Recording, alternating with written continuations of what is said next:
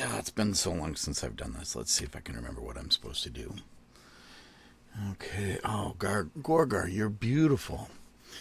For the record, what I'm doing today is, hold on a second.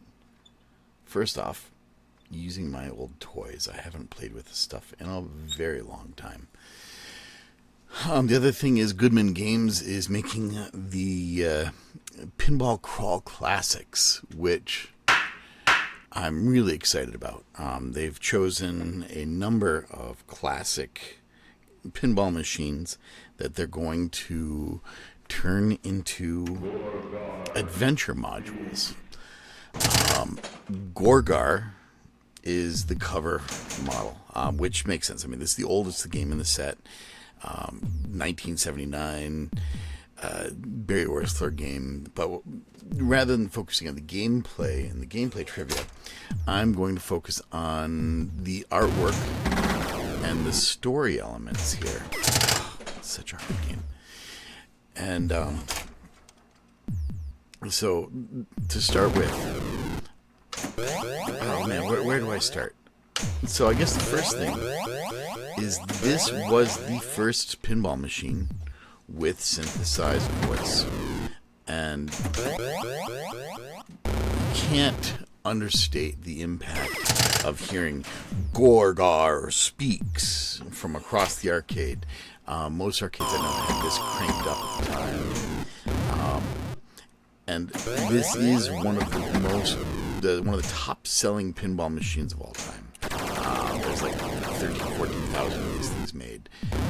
Very rare is it for a pinball machine to even have more than 10,000 made.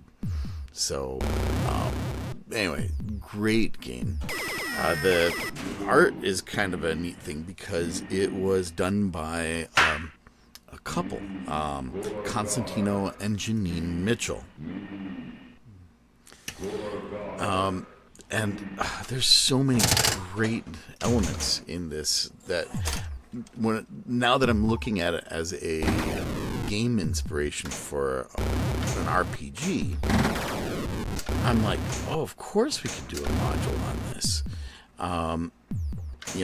At the very least, you got the snake pit up there in the upper left-hand corner, so you got to beware of the pit.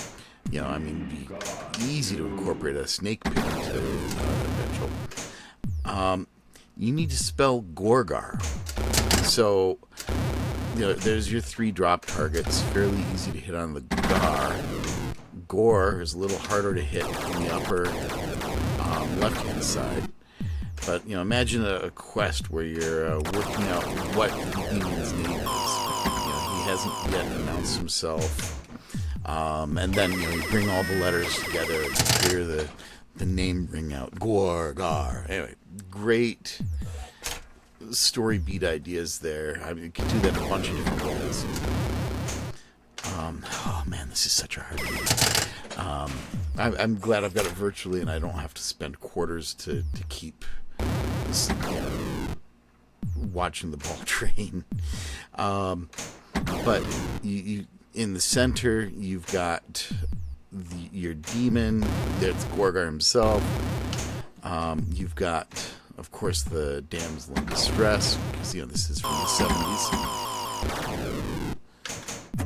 And you've got the hero, and you've got another hero coming in to assist. So, very, very definitely, you've got some neat things story-wise there.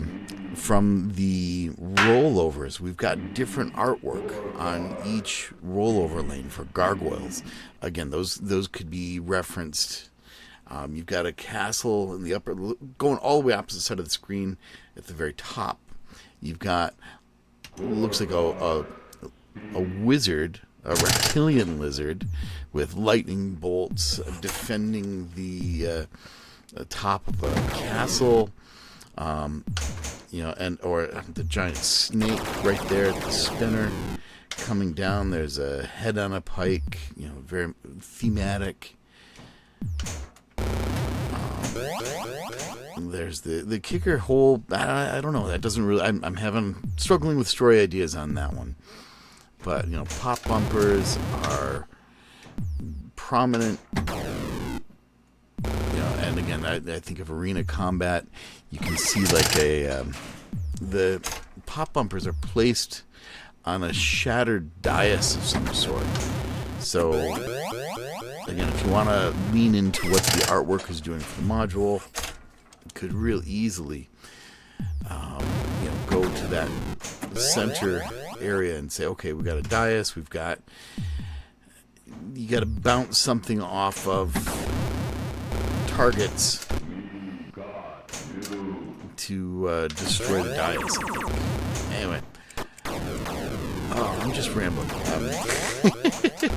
But what I'm really doing is I'm taking in the game and I'm thinking of it from a storytelling standpoint for a change. Usually it's just strategy for me. I'm always thinking, well, how do I score the most points? What's my strategy to win? But now that I'm looking at it as a story element, yeah. And I wonder if there's something we could do with the fact that Gorgar only has 7 words. He only says, Gorgar speaks, beat, you, me, hurt, or got.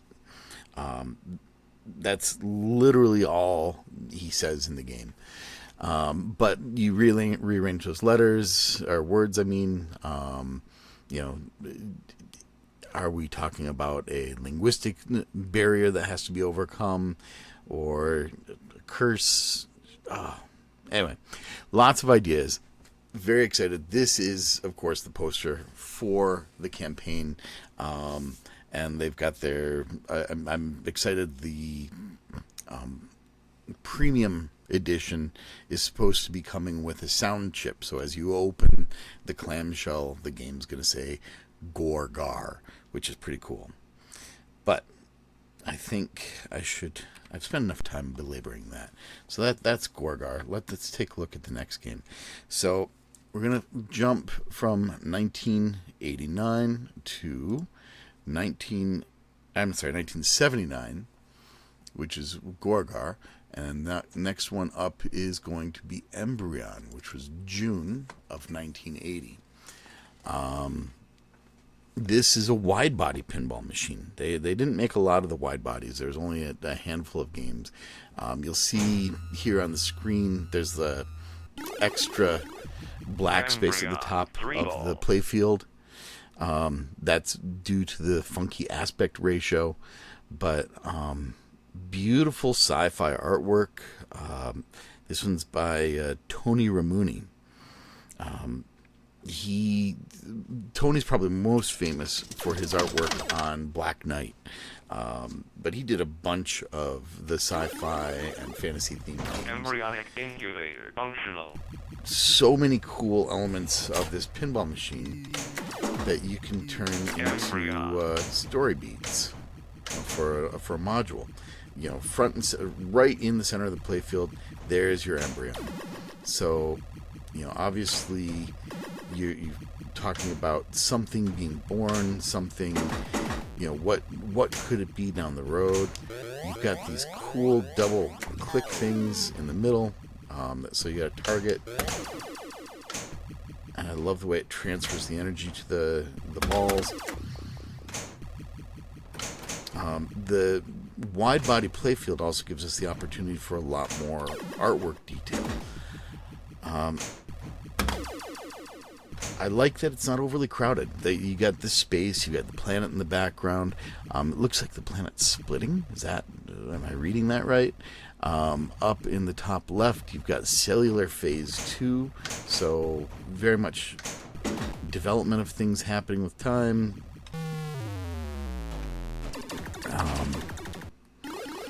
Anyway, it's worth looking at all of this and seeing the flip save on the right. There's a ball lock, a multi-ball mode.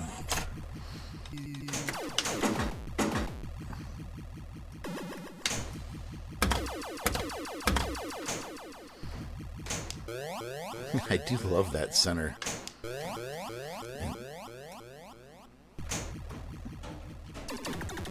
What else do they have tucked tucked away in the art here. Man, I've never actually really looked at this one too closely. To me, it's like I look at the back glass, you see the Embryon, you see the brave adventurer over the top.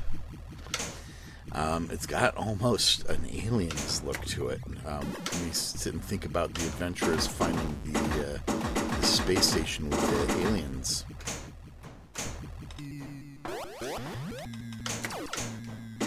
Embryon. And of course, you know, already popularized by Gorgar, we've got this synthesized voice. Doesn't say a ton here. There's a couple different callouts. I don't have a list of them. But anyway, neat game for a sci-fi. You know,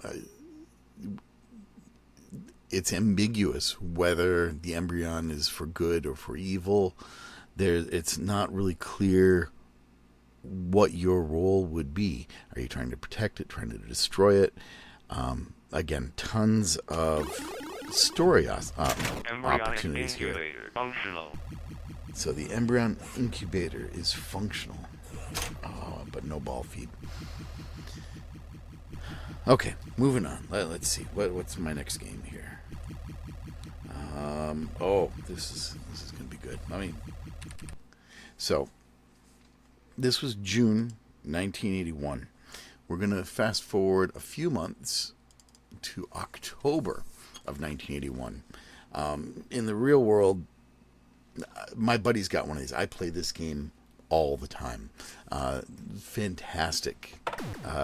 Artwork is unique. I love the black, white, and red color palette. Again, it's ambiguous if we're looking at heroes or villains or what the story is. You can almost tie in with the back glass to Embryon, because you've got these strange egg-shaped things in the front. The game talks about orbs a lot. And also in the speech, it'll say, bad move, human. And so it's very much the humans versus the centaurs, from what I can see. But, you know, it's like, on the left, you've got the Queen's Chamber. You've got the centaur himself. There's a drain. If you look down at the middle, there's a priestess, we'll say. We're trying to release power orbs. So regardless of whether they're good or bad, I kind of would lean towards bad. I would say that the story is going to focus around the power orbs. You're trying to collect 4 power orbs and release them to do battle with the centaur, and eventually topple the queen from the Queen's Chamber. So that's anyway, story ideas I'm looking at here. So anyway, I like to talk about the game designer was Jim Patla. Art is Paul Ferris. They made 3,700. This is considered a fairly successful game. They made 3,700 of these, so that makes what's the actual production number here? 14,000 Gorgar units. That much more impressive for Gorgar. But some neat gameplay elements in this. Again, I'm going to talk more about this game because I play it a lot. It has a unique set of rules where you're trying to spell orbs with those drop targets in sequentially. You want to spell ORBS. You can knock them down out of order, and what they'll do is advance the number of captive orbs you have. And eventually you can have all 4 orbs captive. But if you just spell orbs in order, I'm not going to do it this time, you will get a multi-ball. And this game plays heavily into the multi-ball for scoring. Something that I think is really neat and unique of all of these games is that 2 years ago, 2023, Haggis Pinball got the rights to do a continuation of this. They called it the Orba. What did they call it? they called it the Oblivion Edition, where they introduced additional rules when you have multi-ball in play. So I've been told that I can get that simulated on my virtual cabinet here, so I'll probably do that down the line. But this game was successful enough that there was a Centaur 2 released. And what's funny is, as Centaur 2, it's an identical release to Centaur, the original Centaur. The only difference is it's in a different cabinet, because they were trying to make use of a unique cabinet that was unsuccessful. Oh, with the Hyperball. Yeah, Hyperball had a crazy cabinet design and was not successful. It was a mechanical nightmare to keep maintained. So Centaur got released, and I think it was 8-Ball Deluxe, one of those cool themed games. But anyway, we're not talking pinball trivia here. I love pinball trivia, but what I'm talking about is the ideas of gameplay. So, obviously, if you're going to have an element, you've got the orbs and the fact that they can be collected out of order, but there's a advantage to doing them in order. And then you've also got the Queen's Chamber here.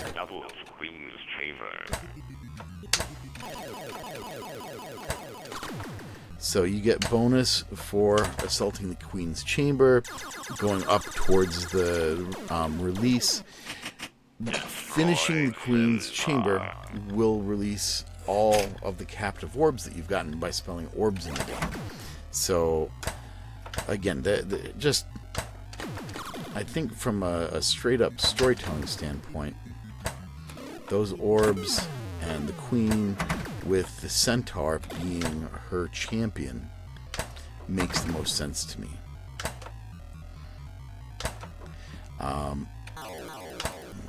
Again, the call-outs, the music in this, the heartbeat. My buddy actually has a separate subwoofer set up under the game, and so when you're playing it just rumbles, which suits the theme.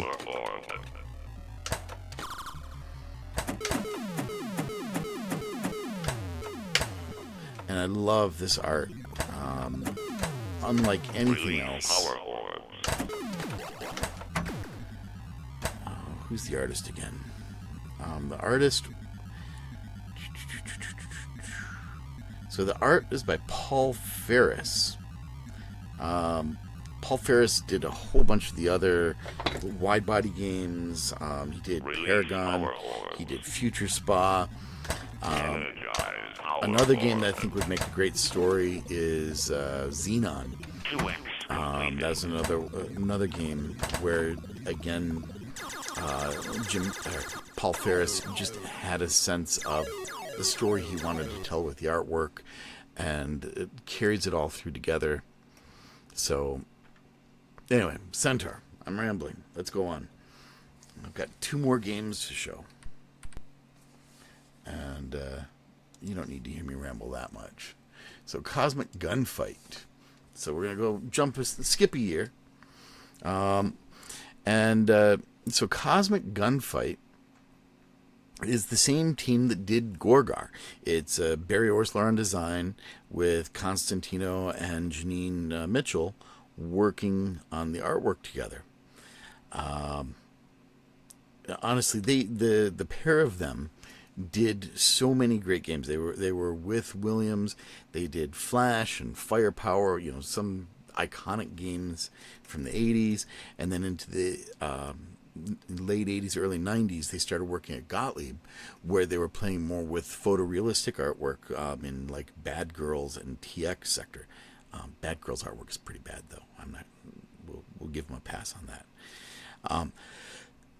Cosmic Gunfight is one of these games where I don't know that I've ever actually played the physical game of this. They only made just over 1,000. So fairly low production run. And I mean, Space Cowboys. I don't get a complete story here as much as I get a setting. And again, the setting would be awesome. So you've got Space Cowboys on robotic horses. I don't see a clear villain. It looks like the boys running around playing cowboy.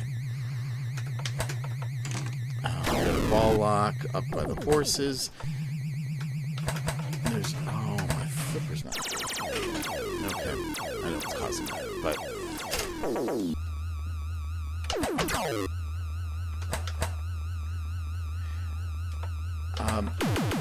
honestly, of the games that Goodman Games has chosen, I'm least excited about this.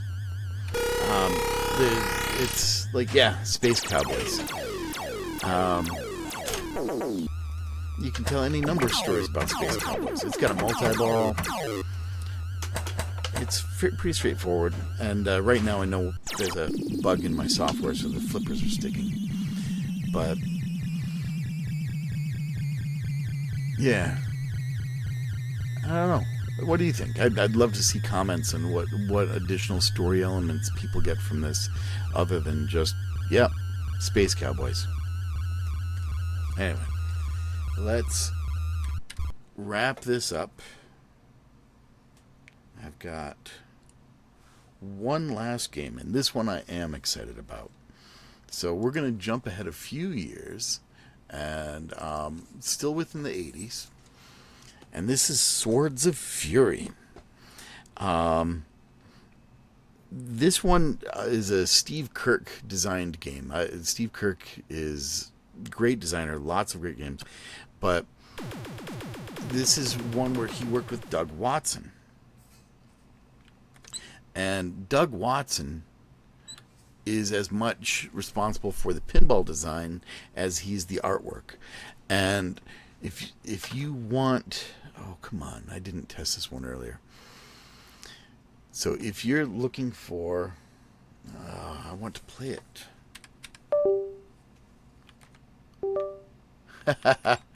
Oh, my computer. What is it doing here? Something's going wrong on me. Okay. So something's disconnecting and reconnecting and hung up. So we're just going to look at the artwork and talk about the game. Let's look at the back glass to start with. That Swords of Fury back glass. You've got something with a lightning sword and lightning whip. Just a great... I think that's supposed to be the ogre, if I'm not mistaken. Yeah, so that's the ogre. You got Lion Man with his female teammate over on the left. She doesn't look helpless at all. She is underdressed, but that is typical for the 80s and fantasy. Lion Man looks like he's ready in the very, very center. I think that's supposed to represent the player himself. So, you're some sort of gladiator or warrior approaching this battle. You've got orcs over on the right coming over, or I guess Ogre's Alley over on the right wall. That makes sense. I can read that. So those are the ogres on the right. And, you come down into the play field, and you got Lion Man and the female warrior on the slings over the flippers. So they're very much major players in this. When the ball starts out, it actually comes up to this little magic area up at the top. Truly a unique element in the playfield where you're trying to spell magic, but if you hit the same space, it will pass through and fall off of that mini playfield. So you've got to be able to spell magic without hitting the same letter twice and losing your ball. So I can see a great story element there, trying to get the elements of magic with as a sword fighter. That's your jackpot. Very cool. Coming down to the middle, you've got like this arena area in the center of the play field where there's a dragon off, or a drake probably over on the right with some targets to hit. So do battle with the drake. Then a bridge overlooking, well, I'm going to call them the Balrog. This game was very heavily influenced by Tolkien. The original arcade game actually had Tolkien icons over on the side art. So very, very strongly Tolkien created. The Avenger. My mind goes back to the Holy Avenger sword from Dungeons and Dragons, and so when I see the Avenger, I'm thinking that's like the magic tunnel, and you get the Avenger sword, and that's your goal to help defeat the Balrog. And Mark Kim. Why does that say Mark Kim coming up out of the pit? I hadn't noticed that before. But yeah, it's like a titan or something large being either lowered into a pit or raised up out of the pit. There's so much going on here. In contrast to Cosmic Gunfight, this is a fountain of story ideas can go on. You got the ramp up the top where you're taking out your ogres.